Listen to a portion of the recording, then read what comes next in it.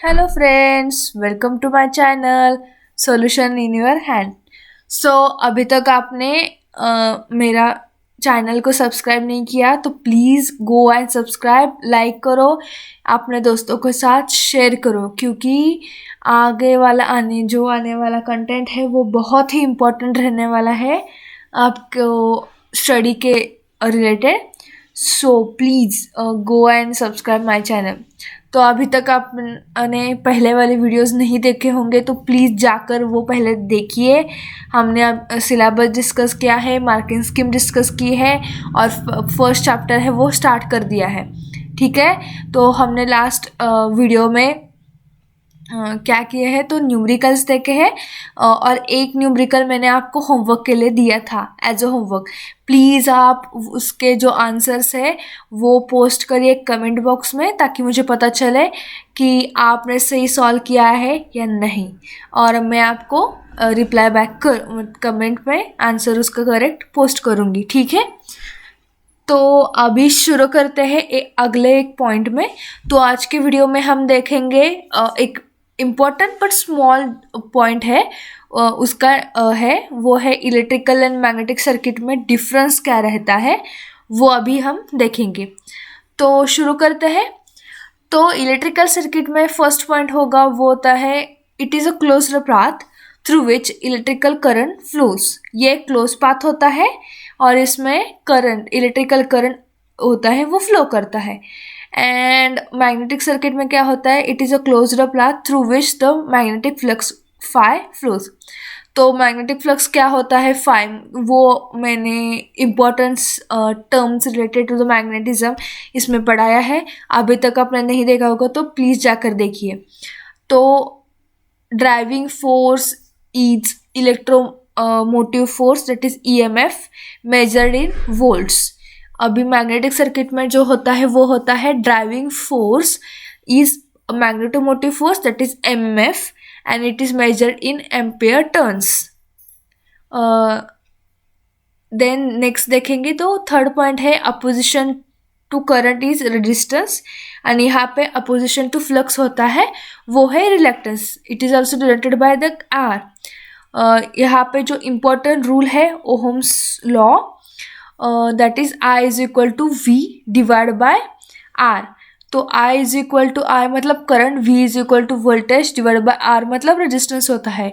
और magnetic circuit में होता है phi is equal to MMF divide by R, that is reactance, reluctance. Okay, तो current flows causes power loss. तो क्या होता है कि सर्किट में जब करंट फ्लो होता है तो करंट फ्लो हो जाने की वजह से पावर लॉस होता है। पावर लॉस जो होता है वो I²R से डिनोट किया जाता है। इसके बारे में हम डिटेल में आगे पढ़ेंगे। तो मैग्नेटिक सर्किट में क्या होता है तो flux itself does not cause power loss, losses occur due to the hysteresis और एडी करंट लॉसेस। तो फ्लक्स जो फ्लो होता है उससे के कारण पावर लॉस नहीं होता एक्चुअल में, तो ये होता है हिस्टेरेसिस और एडी करंट लॉसेस के वजह से। तो ये क्या होता है वो आगे वाले वीडियोस में हम देखेंगे। Current actually flows through the conductor. Current flux does not physically flow, it is an imaginary concept. Current है वो कंडक्टर के थ्रू फ्लो होता है, लेकिन फ्लक्स है ये क्या होता है फिजिकली फ्लो नहीं होता है, इमेजिनरी पार्ट्स होते हैं। तो कंसेप्ट है। तो resistance depends upon the material resistivity and dimension.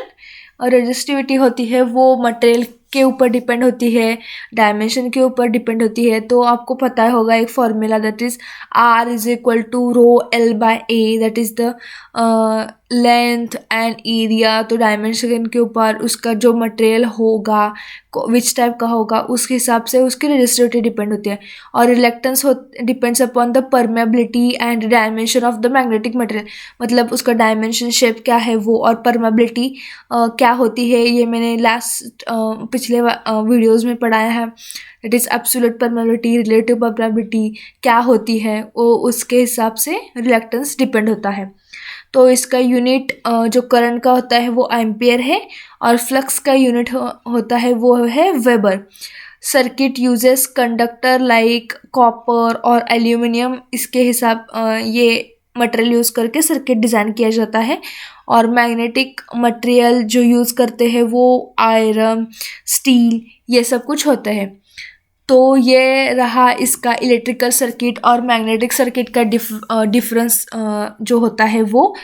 तो ये भी इम्पोर्टेंट है, इसके हिसाब से भी आपको एमसीक्यू पूछे जा सकते हैं। तो ये एक समराइज्ड फॉर्म में है कि आपको अभी तक क्या क्या हमने देखा है। तो आने वाले वीडियोस में हम और भी मैग्नेटिक सर्किट के रिलेटेड इम्पोर्टेंट पॉइंट्स, कुछ लॉ अभी भी बाकी है, वो देखेंगे कि क्या क्या होता है, कैसे कैसे रहता है ये सब कुछ।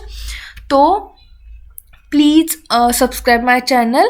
और मैंने आपको बताया कि इसके आप नोट्स बना के रखिए और इसके फॉर्मूलाज ये सब कुछ है वो समराइज करके रखेंगे तो आपको आसानी होगी एट द एंड, क्योंकि ये आपका पेपर पूरा एमसीक्यू रहने वाला है। ठीक है, तो आज के वीडियो में बस इतना ही। आने वाले वीडियो में हम नेक्स्ट टॉपिक कवर करेंगे। तो thank you so much for watching my videos. Please like, share and subscribe my channel.